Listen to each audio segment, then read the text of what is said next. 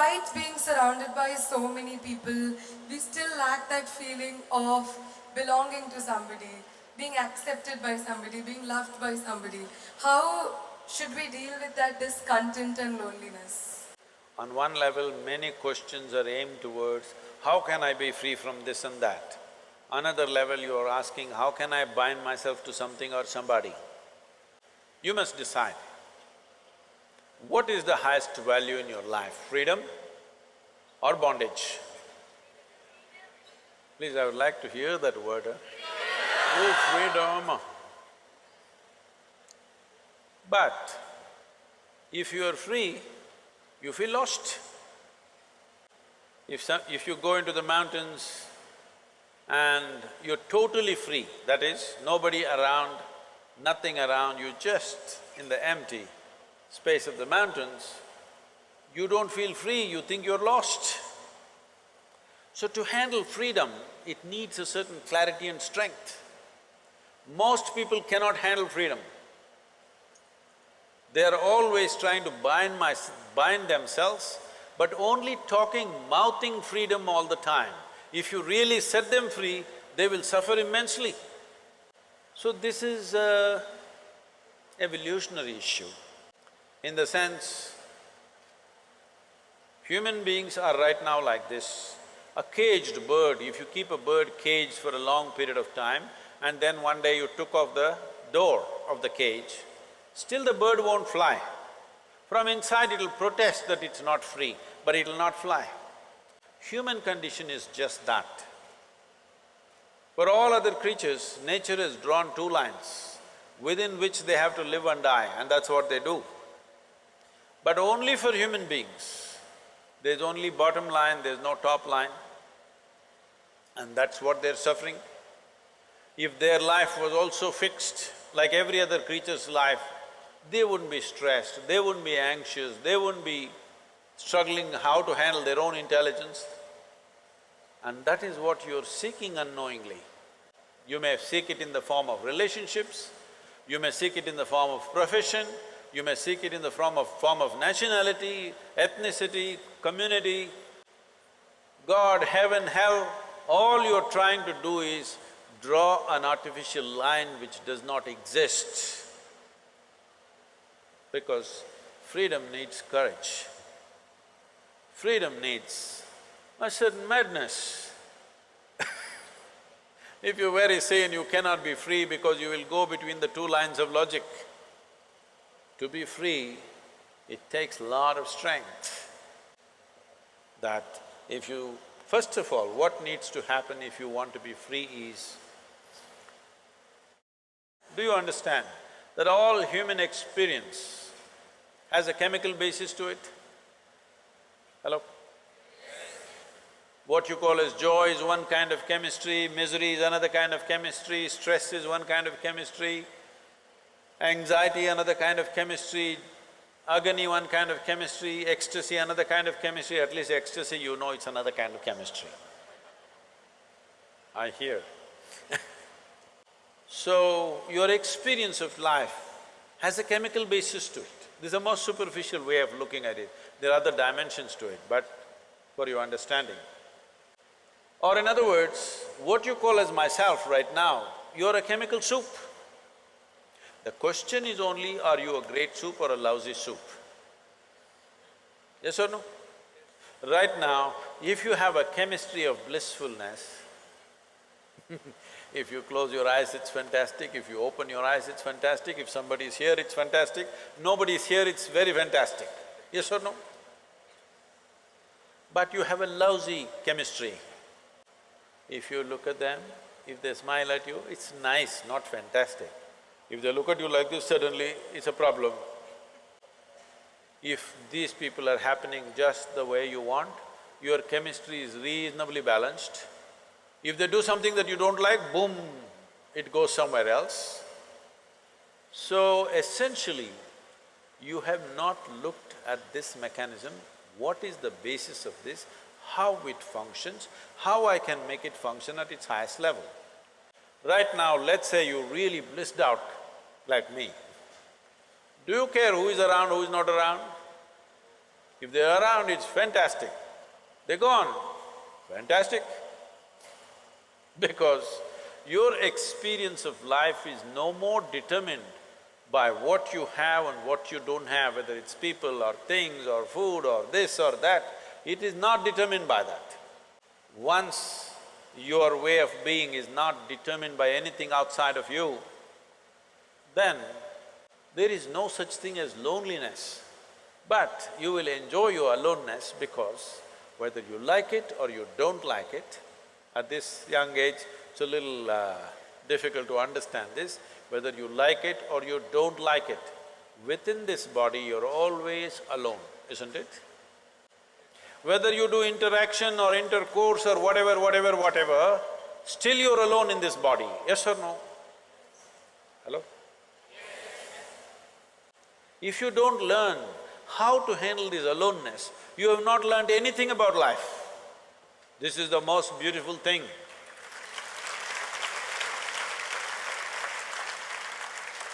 The most beautiful thing about life is, nobody can get here, it's just my space.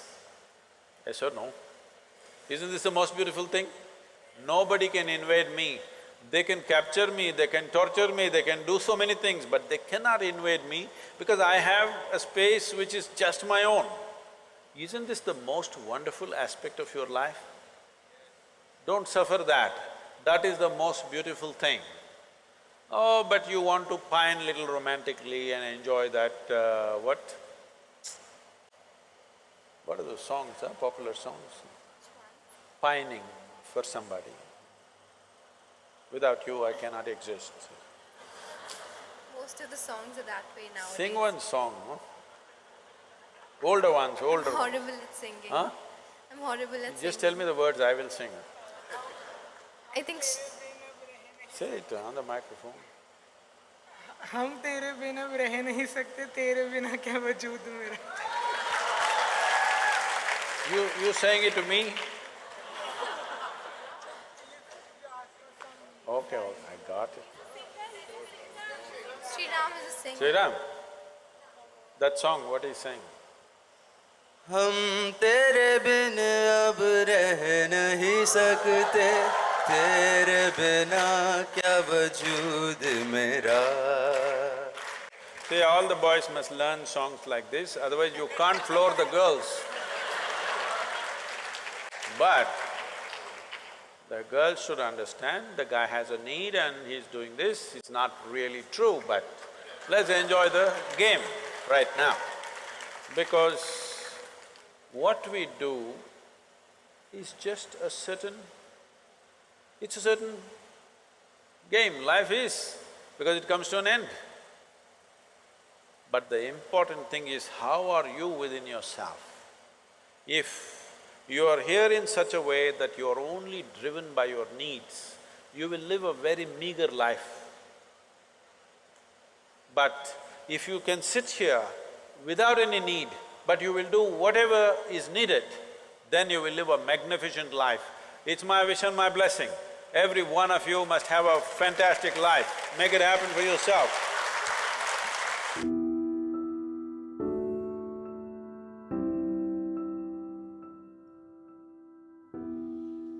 If you are capable of causing depression to yourself, I am saying this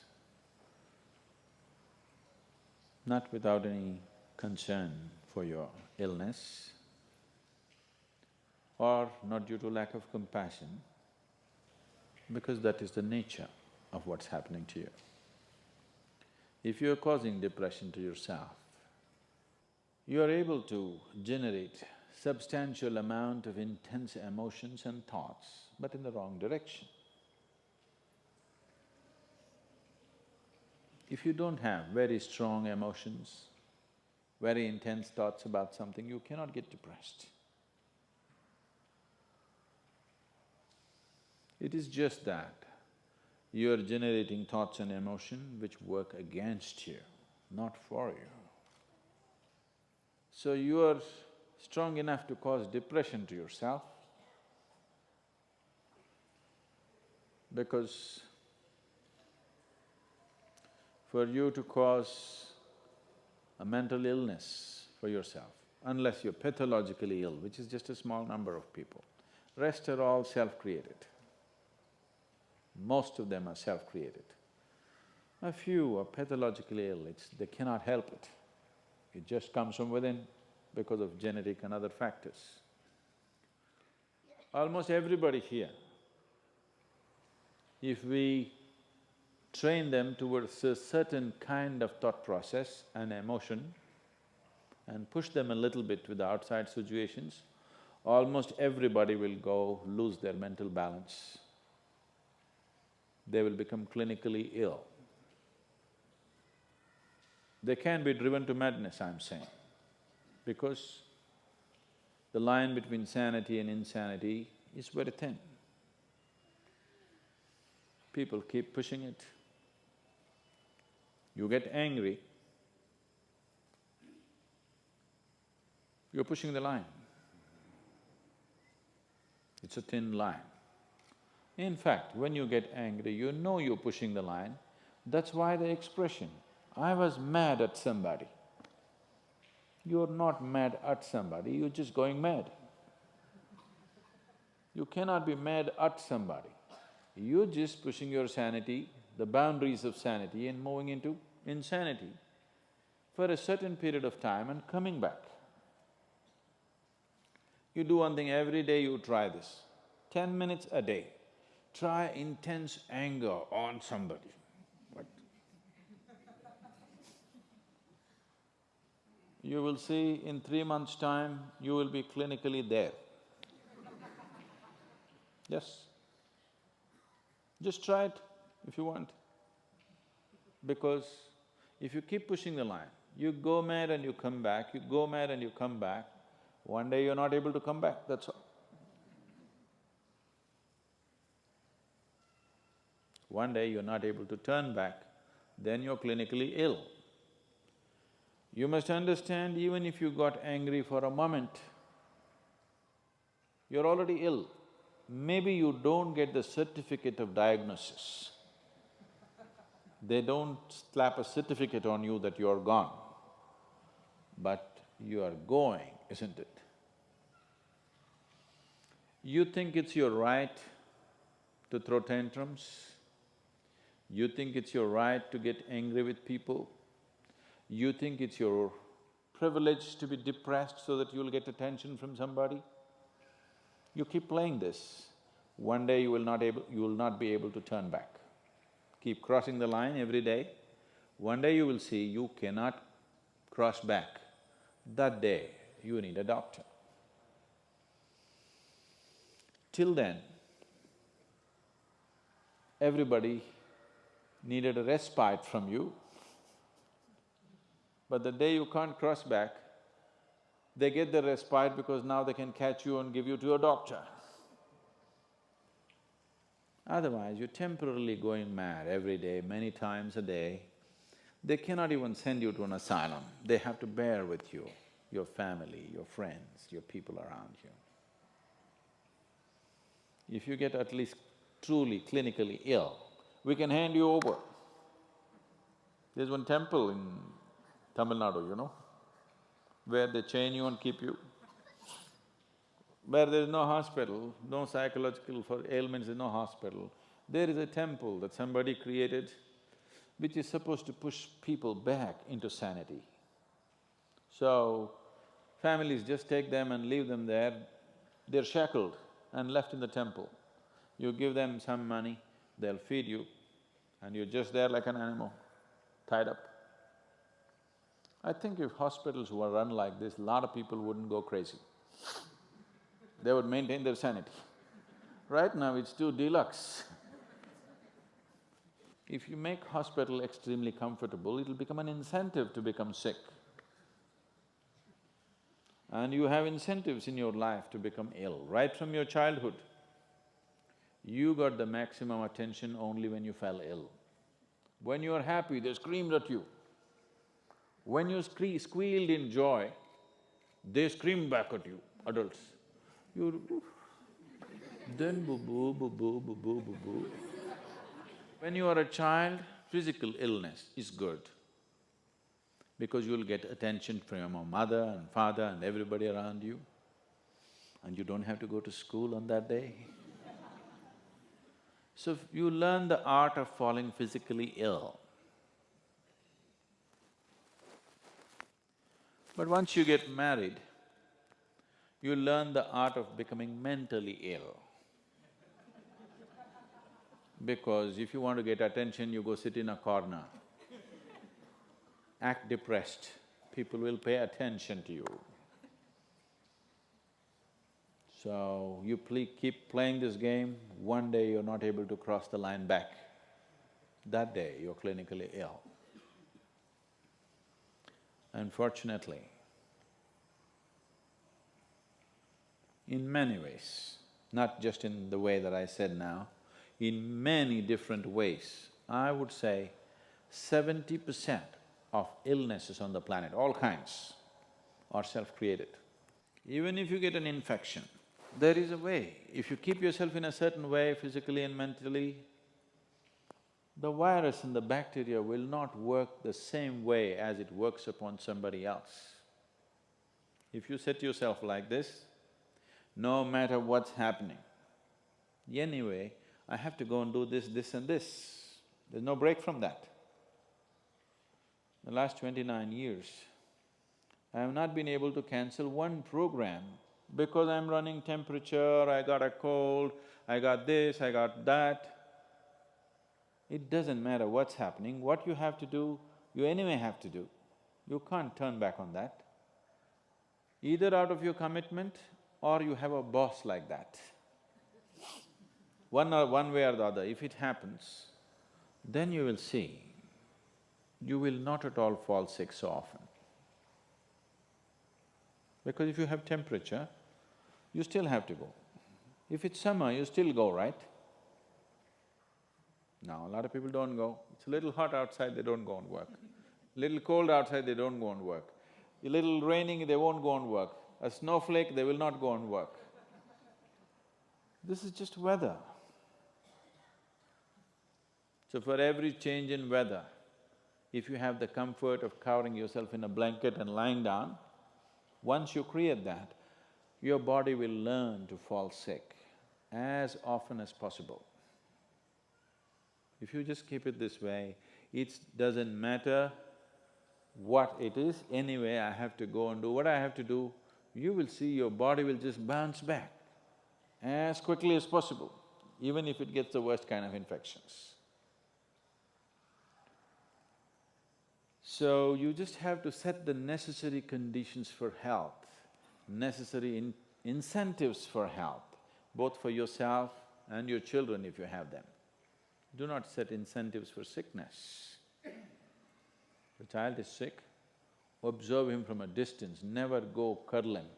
He knows that's the worst time of his life, and he knows he has to get well soon. And give him the best attention when he is joyful. You will see he naturally learns from within. His very chemistry will learn that it pays to be joyful, it doesn't pay to be sick. If you make this very clear to your own biology, to your own chemistry and to everybody around you, you will see people will not fall sick as often as they are right now. So set that up for yourself. You will see you will get healthy. If you can turn your mind this way, you can also turn it this way. I want you to understand this. No, I'm like this because my father abused me when I was 7 years of age. If you know all that bullshit, you can as well turn yourself around, isn't it? It's time.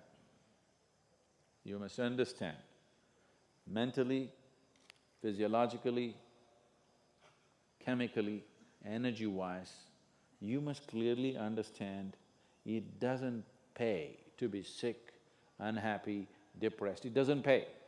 To be joyful and ecstatic, it pays. If you make this clear to all these people inside, they will all behave properly.